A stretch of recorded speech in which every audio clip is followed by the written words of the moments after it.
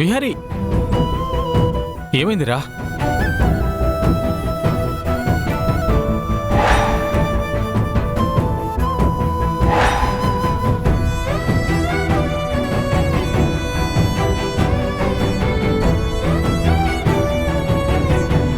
రేయ్, లక్ష్మి విడాకుల నోటీస్ పంపించడం ఏంట్రా?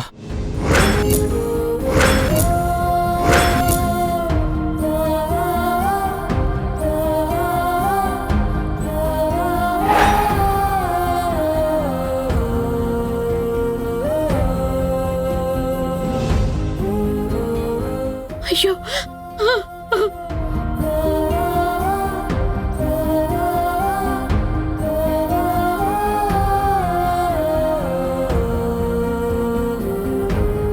తనకి నా నుంచి విడాకులు కావాలంట మావయ్య.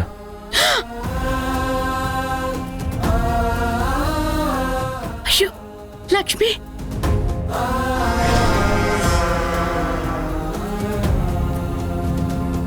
అమ్మా, ఆ విడాకుల నోటీస్ పంపించింది లక్ష్మి కాదు, నేను. నువ్వా? దాని సంతకం లేకుండా నోటీస్ ఇవ్వరు కదే. ఆ లక్ష్మి చేత ఈ ఇంటి నుంచి బయటికి గెంటించే ముందే నేను కొన్ని ఎక్స్ట్రా పేపర్స్ మీద సంతకం పెట్టించాను. వాటిని యూజ్ చేసి ఈ నోటీస్ని ప్రిపేర్ చేశాను.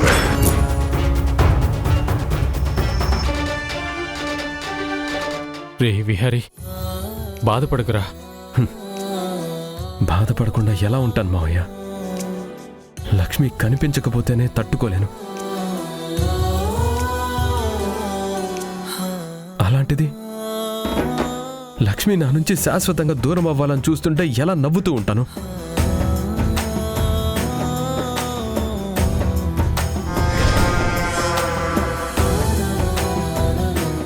విహారీ బాబు, ఆ నోటీస్ అయితే నా చెల్లెలు పంపించదు బాబు. నీ చెల్లెలు పంపించకపోతే ఇంకెవరు పంపిస్తారా? వచ్చిన పేపర్లో ఇదిగో లక్ష్మి సంతకం కూడా ఉంది.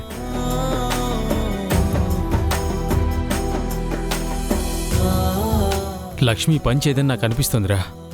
మావయ్య, లక్ష్మి మా బంధాన్ని వదిలి వెళ్ళదని నేను కూడా నమ్మాను. కానీ తనుందా?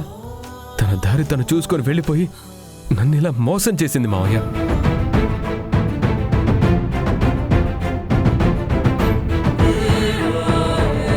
తన కోసం, తన ప్రేమ కోసం నేనెంత పరితపిస్తున్నానో లక్ష్మికి తెలుసు మావయ్య.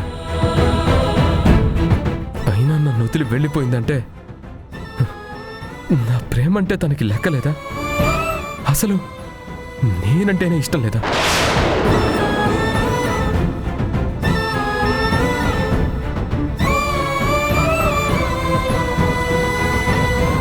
బాబు అలా మాట్లాడకండి బాబు.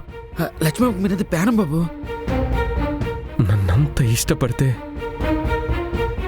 నాకు దూరంగా ఇన్ని రోజులు ఎలా ఉంటుందిరా? ఇంకా చెప్పాలంటే అప్పుడు నన్ను, నా ప్రేమని కాలుతో దాన్ని వెళ్ళిపోయినట్లు వెళ్ళిపోతే ఇప్పుడు నన్ను, నా ప్రేమని చంపి సమాధి చేసేసింది.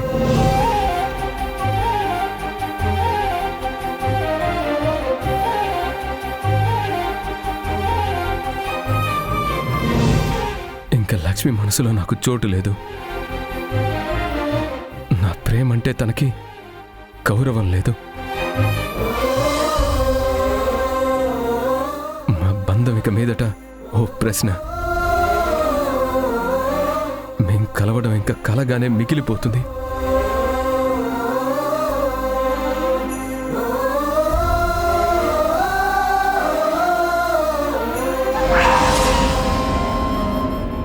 విహారీ,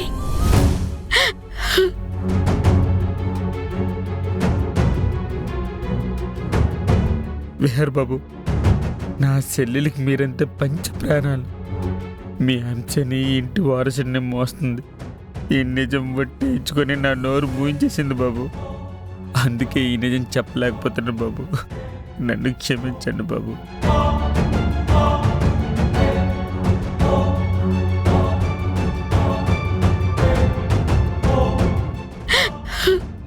ఎందుకు ఇలా చేస్తున్నావు లక్ష్మి?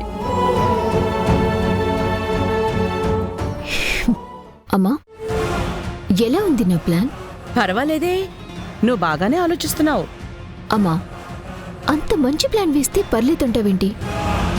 ఈ ప్లాన్ వర్కౌట్ అయితే బావ ఇలానే ఆ లక్ష్మి మీద ద్వేషం పెంచుకుని నా మీదకి ప్రేమని డైవర్ట్ అయ్యేలా చేస్తాను. అవును, కానీ ఇవన్నీ చాలా జాగ్రత్తగా హ్యాండిల్ చేయాలి. నువ్వు ఏం మాత్రం ఆవేశపడినా మొదటికే మోసం వస్తుందని గుర్తుపెట్టుకో. అమ్మా, ఇది నా జీవితానికి సంబంధించింది. జాగ్రత్తగా ఒక్కొక్క ప్లాన్ని వర్కౌట్ చేస్తూ బావని నా వాణ్ణి చేసుకుంటాను.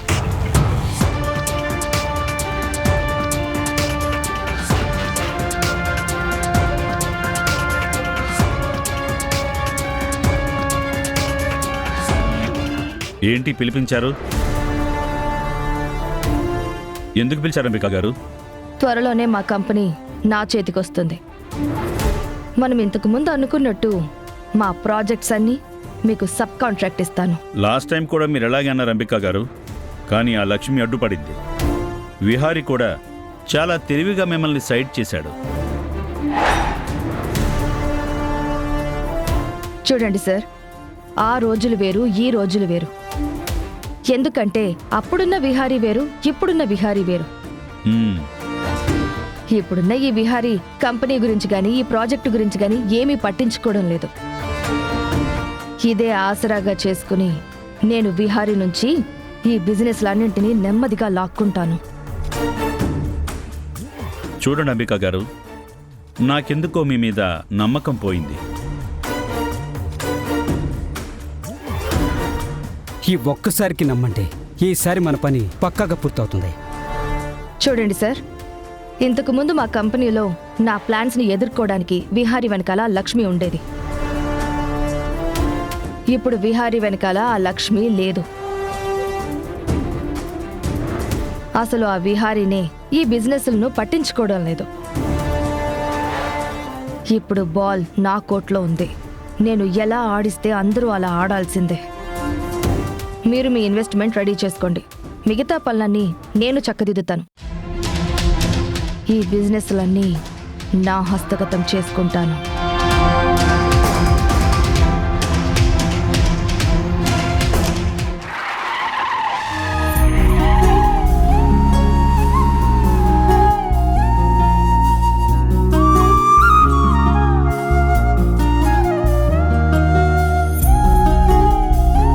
బాయ్ విహారీ గారు, సారీ.